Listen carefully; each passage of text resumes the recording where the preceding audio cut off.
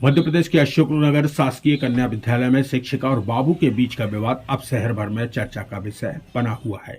शिक्षिका गंगा रघुवंशी द्वारा लगाए गए आरोपों के बाद अब पहली बार बाबू जयंत पटेल मीडिया के सामने आए हैं। उन्होंने शिक्षिका के सभी आरोपों को निराधार बताते हुए कहा कि उन्हें बिना सच्चाई जाने दोषी ठहराया जा रहा है। वहीं शिक्षिका अपने आरोपों पर कायम है। इस पूरे मामले की जांच रिपोर्ट भी प्रशासन को सौंप दी गई है। दरअसल शहर के शासकीय कन्या विद्यालय का यह विवाद सोशल मीडिया पर भी लगातार सुर्खियां बटोर रहा है। शिक्षिका गंगा रघुवंशी ने बाबू जयंत पटेल पर गंभीर आरोप लगाए थे। अब बाबू जयंत पटेल ने मीडिया के सामने अपना पक्ष रखते हुए कहा कि उन पर लगाए गए सभी आरोप झूठे हैं। उन्होंने ये भी दावा किया कि जिन अपशब्दों और लू उतारने जैसी बातों का आरोप उन पर लगाया जा रहा है, वो शब्द शिक्षिका ने ही उनके लिए कहे थे। ये है कि ई अटेंडेंस की रिपोर्ट पोर्टल से निकलती है, उसमें इनकी एक दिन की एब्सेंट आई थी। उसी के संबंध में मेरे द्वारा दस्तावेज इनसे मांगे गए थे। इनके द्वारा दस्तावेज नहीं दिए गए, इनके द्वारा ही मेरे से अभद्र व्यवहार किया गया था। मेरे द्वारा इनसे कोई अभद्र व्यवहार। क्या शब्द बोले गए थे उनके द्वारा? इनके द्वारा ये कहा गया था कि मैं तेरी लू उतार दूँगी, तू बहुत घमंड में रहता है। नहीं, मैंने ऐसा नहीं बोला। मैं महिलाओं का बहुत सम्मान करता हूँ। मेरे द्वारा ऐसी कोई अभद्र भाषा का प्रयोग इनसे नहीं किया गया। मैं गंगा मैडम का भी बहुत सम्मान करता हूँ। मैंने उनसे ऐसा कुछ नहीं बोला। जांच कमेटी कलेक्टर महोदय ने गठित की थी। जांच समिति ने अपनी जांच कर ली है और रिपोर्ट कलेक्टर महोदय को प्रस्तुत कर दी है। यदि उस रिपोर्ट में मैं दोषी हूँ तो बिल्कुल मेरे विरुद्ध कार्रवाई की जाए। मैं मानसिक रूप से बहुत ज़्यादा प्रताड़ित हूँ। पिछले 5-6 दिनों से मुझे सोशल मीडिया पर अपराधी घोषित कर दिया है। सोशल मीडिया वालों के लिए यही बयान देना चाहूँगा कि बिना साक्ष्य के किसी पर आरोप लगाना सही नहीं है।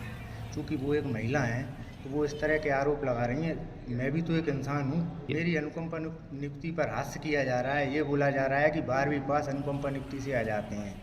अब उन्हें ये पता नहीं है कि अनुकंपा नियुक्ति के लिए मैंने अपने पिता को खोया है। अनुकंपा नियुक्ति तब मिली है मुझे। 13 साल की उम्र में मैंने अपने पिता को खोया है, तब मुझे अनुकंपा नियुक्ति मिली। यदि मेरे विरुद्ध कोई झूठी कार्रवाई होती है तो मैं शासन प्रशासन से यही अनुरोध करूँगा कि मुझे इच्छा मृत्यु की अनुमति प्रदान की जाए। जयंत पटेल का कहना है कि वह निर्दोष हैं और पूरे मामले में उन्हें मानसिक रूप से प्रताड़ित किया जा रहा है। दूसरी ओर शिक्षिका गंगा रघुवंशी अपने आरोपों पर कायम है और न्याय नहीं मिलने पर अनशन पर बैठने के बाद भी कह रही हैं। मामले की जांच के लिए जिला प्रशासन द्वारा गठित समिति अपनी रिपोर्ट कलेक्टर को सौंप चुकी है। अब सभी की नजर प्रशासन की अगली कार्रवाई पर टिकी है। अगर ऐसा होता कि मैंने उससे ऐसा कहा तो आप 7 दिन बाद ऐसा क्यों बोल रहे हो? आपने उसी समय मेरी शिकायत क्यों नहीं की? इससे मैंने उनकी शिकायत की, प्राचार्य महोदय से की और थाने में की, उनका डीओ मैडम से की, उन्होंने मेरी क्यों नहीं की? इस मामले में जांच समिति भी बनी थी, उन्होंने भी शायद अपना प्रतिवेदन बना के भेज दिया है। तो उस बारे में कुछ जानकारी आपको लगी? क्या जांच हुई है? अगर जांच आपके अगेंस्ट जाती है तो आप क्या करोगे?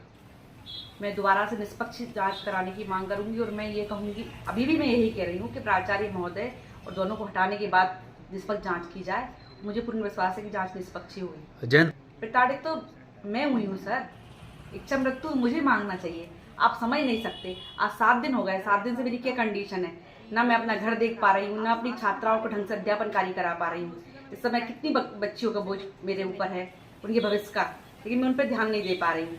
अगर कार्रवाई नहीं होती तो मैं अमरण अनशन करूंगी और ये जैसे कह रहे हैं तो मैं भी इच्छा मृत्यु मांगती हूँ अगर कार्रवाई नहीं होती तो। ऐसे ही खबरें लगातार देखने के लिए हमारे डिजिटल न्यूज चैनल को अभी सब्सक्राइब करें और बेल आइकॉन को दबाना बिल्कुल भी ना भूलें।